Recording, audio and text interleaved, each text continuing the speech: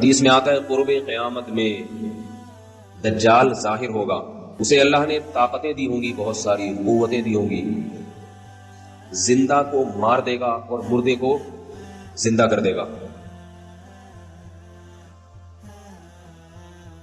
اور وہ یہودیوں کی مدد کے لیے آئے گا۔ کس کی مدد کے لیے؟ اسرائیل کی۔ عجیب بات ہے کہ آج یہودی بھی دجال کا ہم سے زیادہ انتظار کر رہے ہیں، وہ اسے یہودیوں کے لیے نجات دہندہ سمجھتے ہیں، کیونکہ ان کی کتابوں میں پیش گوئیاں ہیں۔ اس سے محمد صلی اللہ علیہ وسلم کی صداقت کا بھی پتہ چلتا ہے کہ آپ صلی اللہ علیہ وسلم کی پیش گوئیاں ایسی پیش گوئیاں بھی ہیں جن کو غیر مسلم بھی تسلیم کرتے ہیں۔ اللہ نے پیغمبروں کو، پچھلے پیغمبروں کو اس کا وقت نہیں بتایا تھا کہ وہ کب ظاہر ہوگا، اس لیے حدیث میں آتا ہر پیغمبر نے اپنی امت کو اس سے ڈرایا ہے، اس کے فتنے سے بچنے کا حکم دیا ہے۔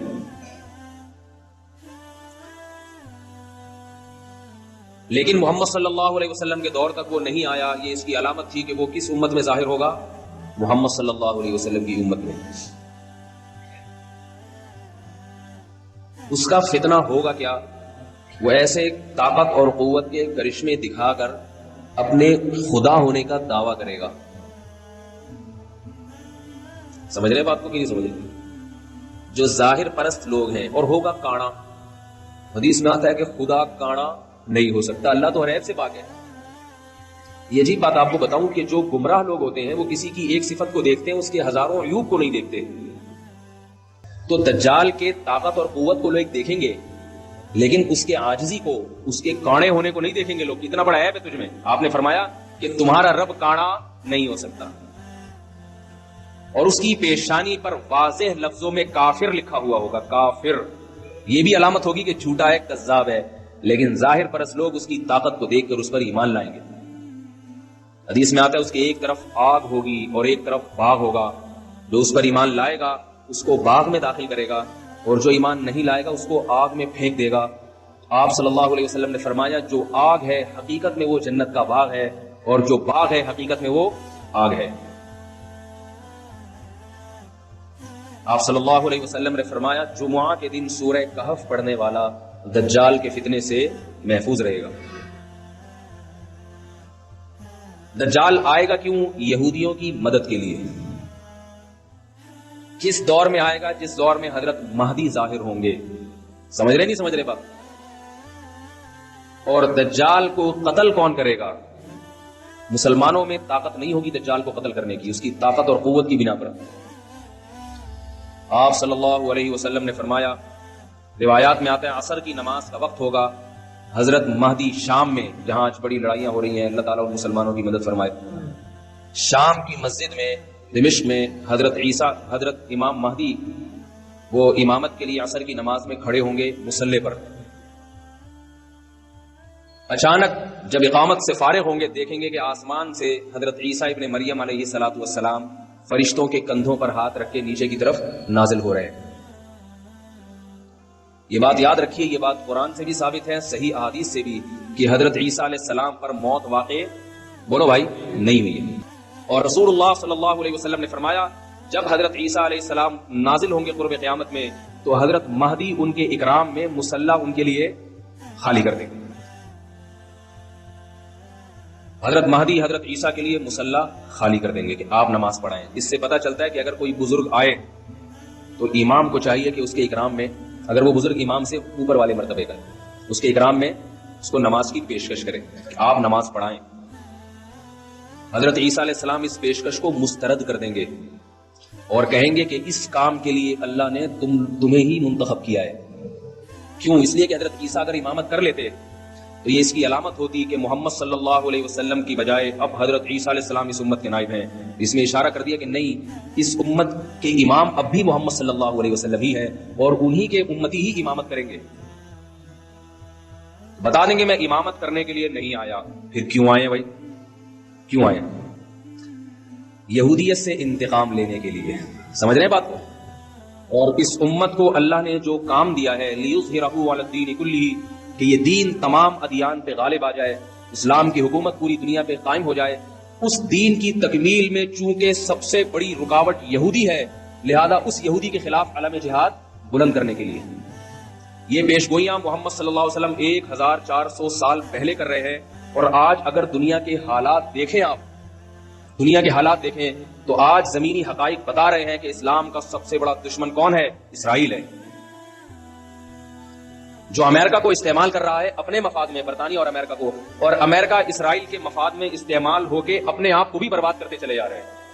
یہ نہیں دیکھ رہے کہ ہمیں اس سے کیا نقصان ہو رہا ہے. حضرت عیسیٰ علیہ السلام نازل ہونے کے بعد محمد صلی اللہ علیہ وسلم نے ارشاد فرمایا، عصابتان من امتی احرزهم اللہ من النار، عصابت تغزو الہند وعصابت تغزو مع عیسی ابن مریم. میں سوچتا ہوں کیسے مبارک لوگ ہوں گے جن کو نبی کی زیارت نصیب ہوگی، حضرت عیسیٰ ابن مریم علیہ الصلوۃ والسلام.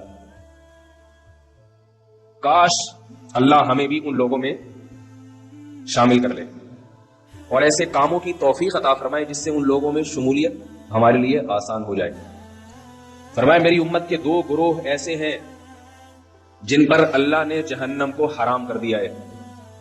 ایک وہ گروہ جو ہندوستان پر حملہ کرے گا جیسے محمد بن قاسم نے کیا، اور دوسرا وہ گروہ جو عیسیٰ ابن مریم کے ساتھ مل کر قتال کرے گا.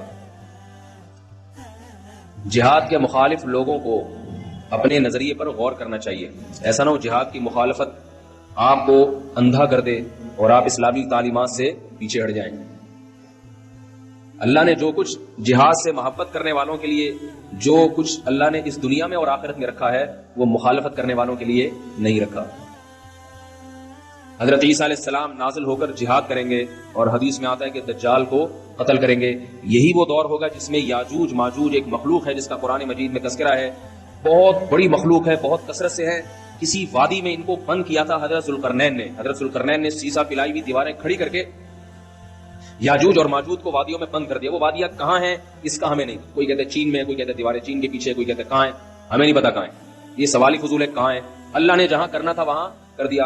حدیث میں آتا ہے جب یاجوج ماجوج اتنی کثرت سے اہل اسلام کو، انسانوں کو قتل کریں گے، حضرت عیسیٰ علیہ الصلوۃ والسلام بھی ان کے قتل کرنے سے عاجز آ جائیں گے. اللہ سے دعا مانگیں گے، اللہ سے دعا مانگیں تو اللہ ان کی دعا کو قبول کرے گا اور یاجوج ماجوج کو ہلاک کرے گا. اتنے کثرت سے ہلاک ہوں گے کہ زمین انسانی لاشوں کے تعفن سے بدبودار ہو جائے گی. اللہ آسمان سے بارشیں برسائیں گے اور ان کی لاشوں کو بہا کے سمندروں میں، دریاؤں میں پھینک دیں گے، جس سے زمین پاک صاف ہو جائے گی اور پھر اسلام کی مخالفت کرنے والا اس روئے زمین پر کوئی بھی نہیں بچے گا. محمد صلی اللہ علیہ وسلم نے ارشاد فرمایا کہ اس وقت حضرت عیسیٰ ابن مریم زمین کو ایسا انصاف سے بھر دیں گے، خنزیر کا خاتمہ کریں گے، سور کی نسل ختم کر دیں گے تاکہ کوئی سور کا گوشت اپنے پیٹ میں دوبارہ نہ اتار سکے. جو مسلمان یورپ میں رہتے ہیں اور وہ کہتے ہیں ہم سے خوراک ہمیں یہاں ملتا ہی سور کا گوشت ہے اور سور کے گوشت کے کوفتے بنا بنا کے کھا رہے ہیں، ان کو میں یہ اللہ کا واسطہ دے کے کہتا ہوں کہ دیکھو سور کتنی گندی اور اتنی ناپاک چیز ہے کہ اللہ نے اس کی نسل کے خاتمے کے لیے ایک پیغمبر کا انتخاب کیا کہ اس کی نسل ختم کر دے. وہ اگر اس کے کھانے کی کچھ بھی گنجائش ہوتی تو حضرت عیسیٰ کی ذمہ داریوں میں سے یہ ذمہ داری نہ ہوتی کہ سور کی نسل کا خاتمہ کر دیں گے. حدیث میں آتا ہے، آخری بات کر کے بات ختم کرتا ہوں تاکہ نشانیاں مکمل ہو جائیں. رسول اللہ صلی اللہ علیہ وسلم نے فرمایا زمین کو عدل سے بھر دیں گے، انصاف سے، اور جب زمین پر اللہ کی عبادت کثرت سے ہوگی، زمین زنا سے، بدکاری سے، چوری سے، رشوت سے، پوری روئے زمین پاک ہو جائے گی تو اس کی برکتیں اللہ آسمان سے اللہ کی طرف سے برکتیں کھلیں گی. جس زمین پر گناہ ہوتے ہیں اس زمین میں رزق کی برکت کو ختم کر لیا جاتا ہے. آج پھلوں میں ذائقے ختم ہوتے چلے جا رہے ہیں. آج گندم میں ذائقہ ختم ہو گیا ہے. روٹی آپ پہلے دیکھیں بچپن میں ایسی خوشبودار روٹی، اب روٹی کا مزہ ہی نہیں ہے. آمدنوں میں برکت ختم، لاکھ 1.5 لاکھ روپے کما رہے ہیں مہینے کے آخر میں، پھر بھی روتے پھر رہے ہوتے پیسے نہیں.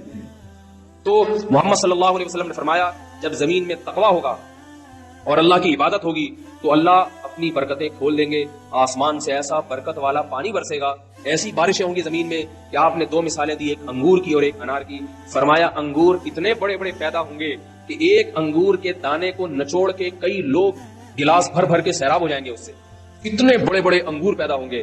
اور فرمایا انار اتنے بڑے بڑے پیدا ہوں گے کہ انار کے چھلکے کو لوگ سائبان کے طور پہ استعمال کریں گے.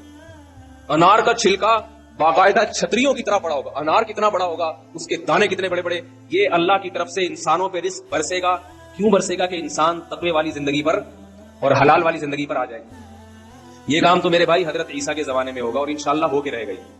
تو اللہ تعالیٰ ہمیں ان خوش نصیبوں میں شامل کرے جو حضرت عیسیٰ ابن مریم کی زیارت کریں گے اور ان کے ساتھ مل کر لڑیں گے، اور اگر بالفرض یہ ہماری زندگی میں مقدر نہیں ہے تو اللہ ہمیں وہ کام کرنے کی توفیق عطا فرمائے جس کام کی تکمیل اللہ حضرت عیسیٰ کے ذریعے کریں گے، ان کاموں کی توفیق عطا فرمائے، تقوی اور طہارت والی زندگی کی اللہ ہمیں توفیق عطا فرمائے تاکہ ہمارے رزق میں بھی برکت ہو۔